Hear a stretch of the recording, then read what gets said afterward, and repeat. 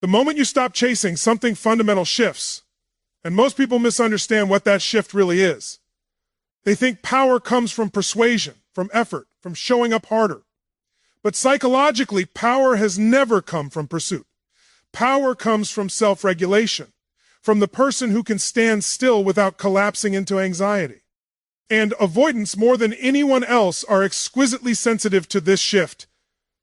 When you chase an avoidant, you unknowingly stabilize their internal world. Your texts, your explanations, your emotional availability, those things act like a buffer. They allow the avoidant to stay distant without consequence. You become predictable, and predictability for an avoidant nervous system feels safe, not intimate, safe.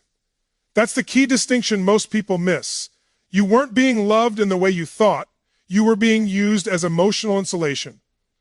The second you stop chasing, that insulation disappears.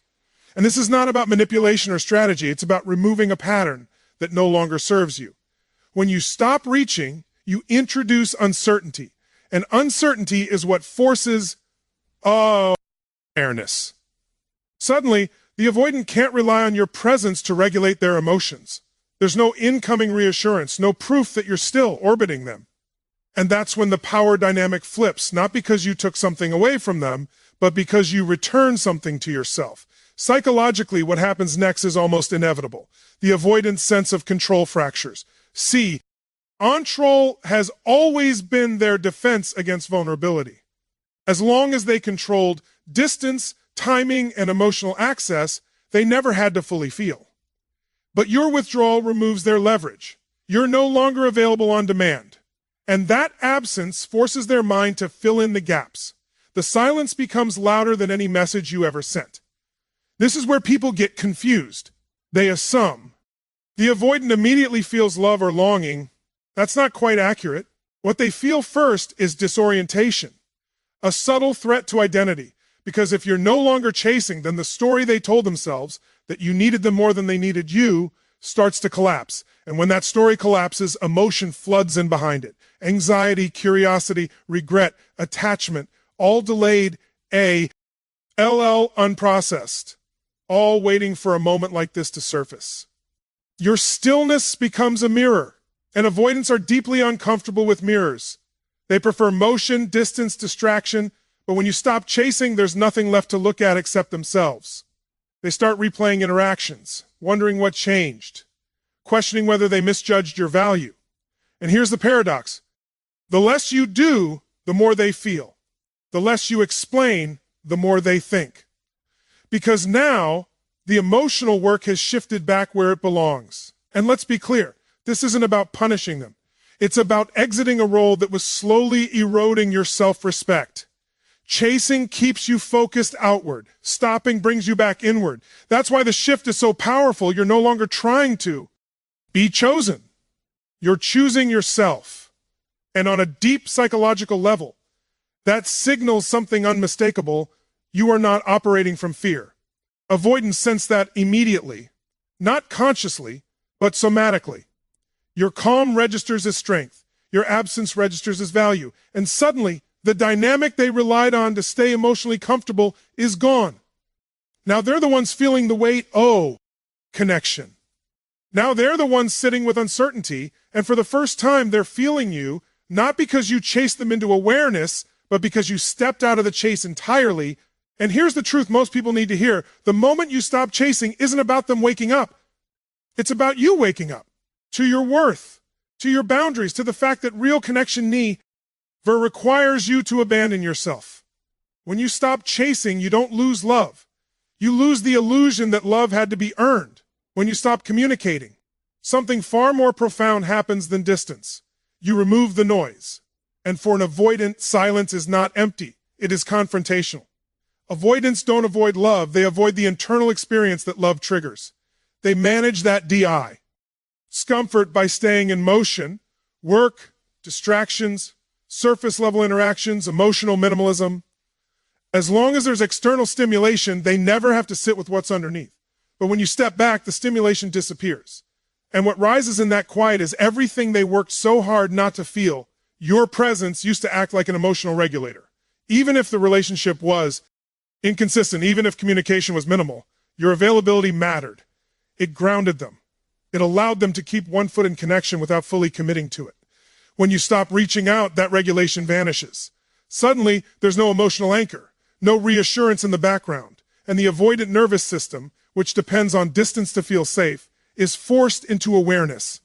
This is where delayed emotion shows up. Avoidants often don't feel loss when it happens. They feel it later, when the system finally slows down enough to register absence. Silence creates that slowdown. Without you initiating contact, they're left alone with their internal world. And in that space, suppressed emotions surface in waves. Not just missing you, but a deeper unease, a sense of something. Unresolved, unfinished, and quietly heavy. They begin to replay moments they once brushed past, conversations they deflected, opportunities for closeness they avoided. The mind starts filling the silence with memory. And memory has a way of reconnecting emotion to meaning. What they once dismissed as too much now feels grounding. What they labeled as pressure now feels like presence. You're absent. CE reframes your value, not because you disappeared, but because you stopped protecting them from feeling. Philosophically, this is the cost of emotional avoidance. When we refuse to feel in the present, emotion doesn't vanish, it accumulates, and silence is the bill coming due. Without you there to absorb or soften their discomfort, the avoidant is forced to encounter the emotional residue of the connection. That residue includes longing, regret, curiosity, and fear. Fear not just of losing you, but of facing themselves without the distraction of distance. And here's the crucial point. They don't feel this because you did something dramatic. They feel it because you did nothing. You removed yourself from the role of emotional caretaker. You stopped translating your needs. You stopped maki. NG connection easy for someone who never learned how to sit inside it. That absence creates an internal pressure they can't outsource anymore. This is often when avoidants begin to idealize what they lost. Not because they suddenly became secure, but because the silence forces contrast. Before, your presence was background noise. Now it's a missing frequency. They notice the gap in their emotion, our landscape. And that noticing hurts. Not in a catastrophic way, but in a slow, persistent way that keeps returning when the world gets quiet. And while they are processing all of this internally, something equally important is happening for you. Your nervous system begins to settle. Without the push-pull, without the anticipation of inconsistent contact, your body recalibrates. You start to feel your own clarity returning. And that calm, whether they see it or not, changes the emotional gravity between you. You're no longer vibrating with longing. You're grounded. And grounded energy is impossible to ignore. This is why silence is so powerful. It doesn't chase, explain, or demand. It simply reveals. It reveals what was suppressed, what was avoided, and what was taken for granted. For him, and for you. And the closing truth is this: when you stop communicating, you're not creating distance. You're creating honesty. You're allowing reality to speak without interference. And whatever someone truly feels in that silence, that's the truth they were never ready to face while you were still talking. When you were chasing, you were doing more than reaching out. You were carrying the emotional weight of the entire connection. You were initiating conversations, repairing ruptures, smoothing over distance, and translating your needs into something digestible for someone who was never fully present. And as long as you did that work, the avoidant had an escape. They could stay emotionally passive because you were compensating for what they couldn't or wouldn't do. Avoidants don't disengage because they don't care. They disengage because emotional responsibility feels overwhelming. When someone else consistently takes the lead, it allows them to remain comfortable in avoidance. Your effort became their refuge. Your availability became their exit strategy. They didn't have to choose, commit, or confront anything because you kept the connection alive on your own. The moment stop chasing, that system collapses.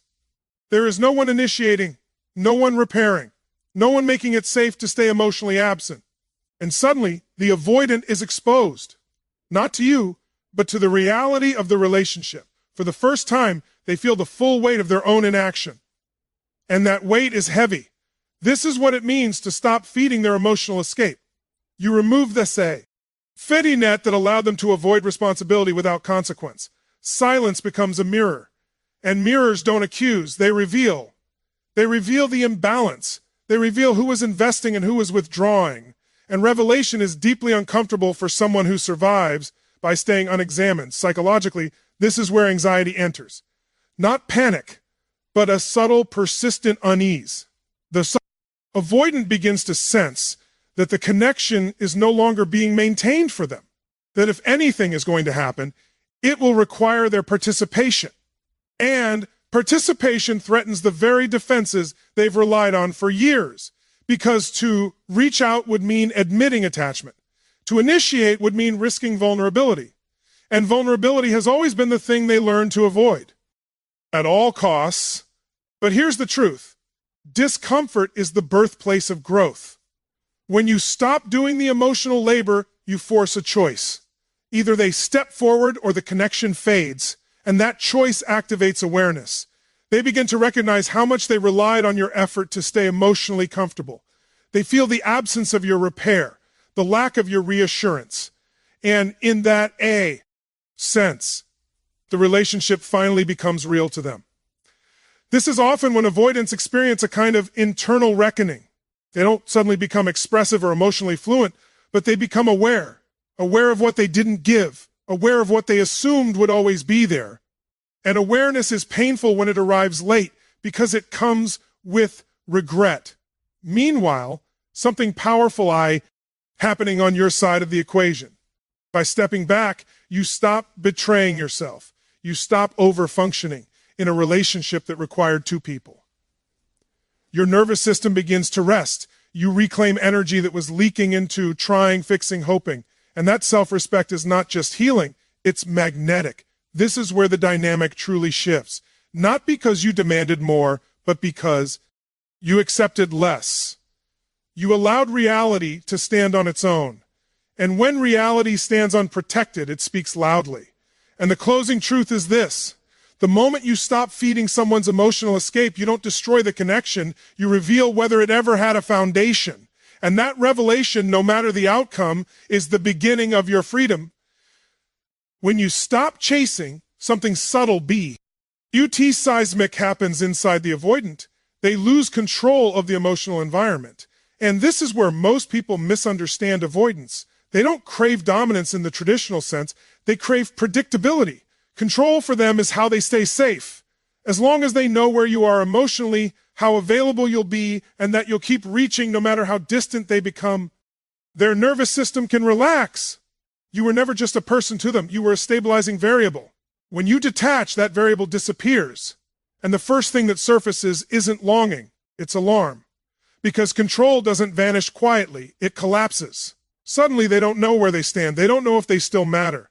They don't know if they've already lost you. And that uncertainty hits an avoidant far deeper than emotional expression ever did.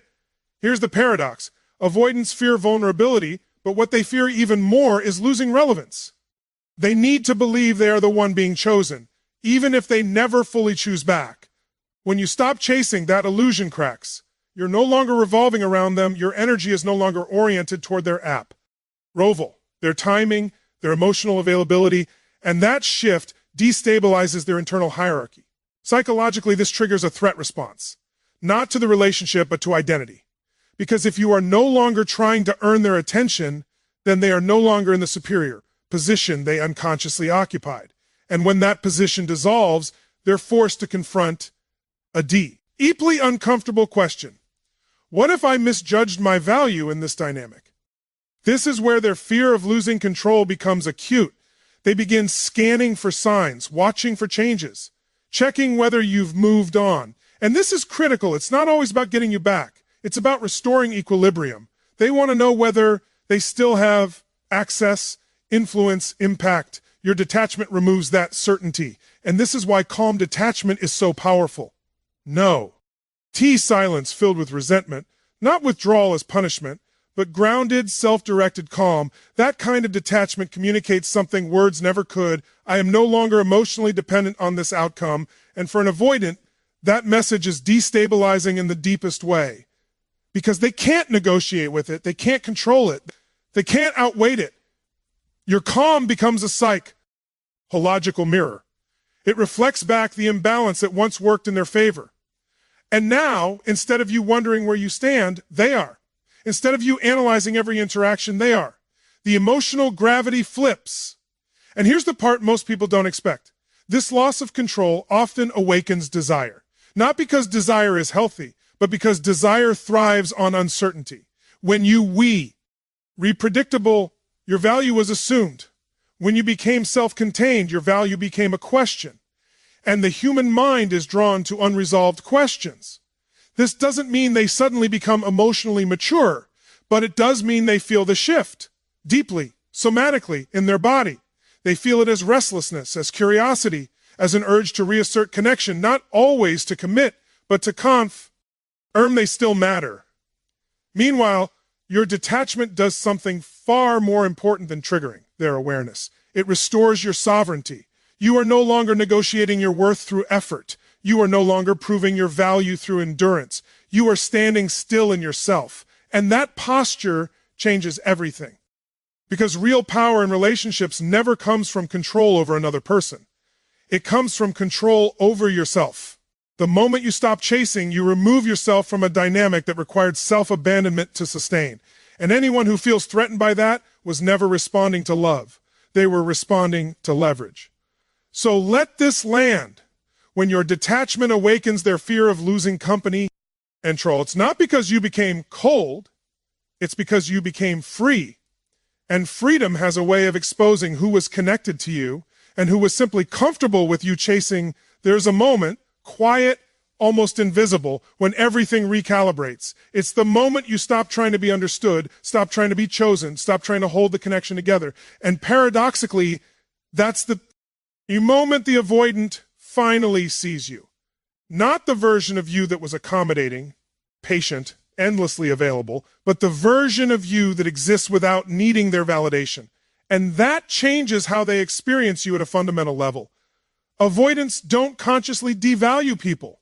What they devalue is availability without consequence.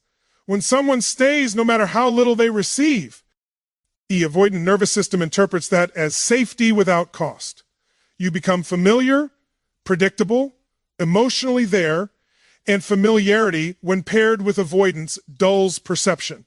They don't lose interest in you as a person. They lose awareness of your value. When you choose yourself, that fog lifts. Your withdrawal introduces contrast, and contrast is how the human mind perceives value.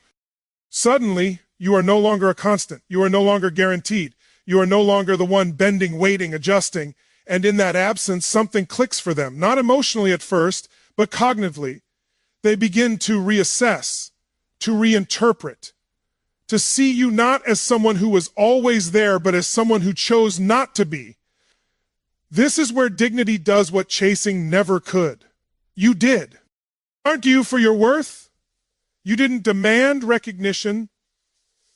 You simply removed yourself from a dynamic that required you to diminish yourself to stay connected. And that act, quiet, firm, self-directed, reframes everything. Because value is never established by persuasion. It's established by boundaries. Psychologically, this activates loss aversion. Human beings are wired to feel the pain of loss more intensely than the pleasure of gain. When you were present, the avoidant had nothing to lose. When you step back, they do. And the mind begins to recalculate. What did I overlook? What did I assume would always be there? What did I fail to protect? And this is often when avoidants experience a delayed appreciation. They don't just miss you, they recognize you. Your consistency, your emotional intelligence, your capacity for connection, traits they once labeled as too much, are now reclassified as rare. Not because you changed, but because the context did. But here's the deeper truth, and it's the one that matters most. This moment isn't about them finally valuing you. It's about you no longer waiting for it. The power of choosing yourself is not that it triggers their realization, it's that it ends your self-betrayal. You stop negotiating your needs, you stop shrinking your presence. You stop performing emotional labor in hopes of being met halfway. And when you stop abandoning yourself, something profound happens. You become congruent. Your inner values align with your outer behavior, and that alignment radiates strength. Even if the avoidant never reaches out, even if they never articulate what they lost, you know. and knowing changes how you move forward. This is why the moment you choose yourself is irreversible. You don't unsee your worth. You don't forget what it feels like to stand in your own center. And from that place, you no longer chase connections that require you to disappear to survive. Avoidance may finally see your value when you leave, but the real victory is that you saw it first. So let this be the takeaway you carry with you. The moment you stop chasing isn't the moment you lose someone, it's the moment you stop losing yourself. And any connection that requires you to abandon who you are was never meant to be maintained at your expense. One of the most misunderstood dynamics in human attachment is timing, specifically when emotion actually registers. For avoidance, love does not arrive in the moment of closeness, it arrives later, when closeness is no longer available. This isn't cruelty or indifference, it's wiring. Their nervous system is designed to suppress attachment under proximity and activate it under absence. And when you stop chasing, you unknowingly create the exact condition that turns their attachment system on. While you were present, consistent, and emotionally available, the avoidance system stay guarded. Intimacy felt like pressure. Your needs felt like demands even when they weren't. Not because you were wrong, but because closeness activated their fear of losing autonomy, so they stayed emotionally quiet, detached, in control. But the moment you step back, something reverses. Distance, which once felt safe, now feels uncertain, and uncertainty is the doorway to attachment. This is where delayed attachment emerges. Without your pursuit, the avoidant no longer feels chosen by default. There's no proof you're still there. And that absence disrupts the story they told themselves, that they could take or leave the connection. The mind begins to scan for threat, and suddenly your absence is registered not as relief, but as loss, not consciously at first, subtly, in the BA, crowned, a quiet tension that keeps returning. This is why avoidants often begin replaying the relationship only after it ends. The nervous system finally has enough space to feel what it blocked. Memory becomes emotional. Moments they minimize begin to carry weight. Your voice, your presence, your consistency, things that felt overwhelming before, now feel stabilizing. Because attachment, when delayed, comes with intensity. It's not gradual, it's cumulative.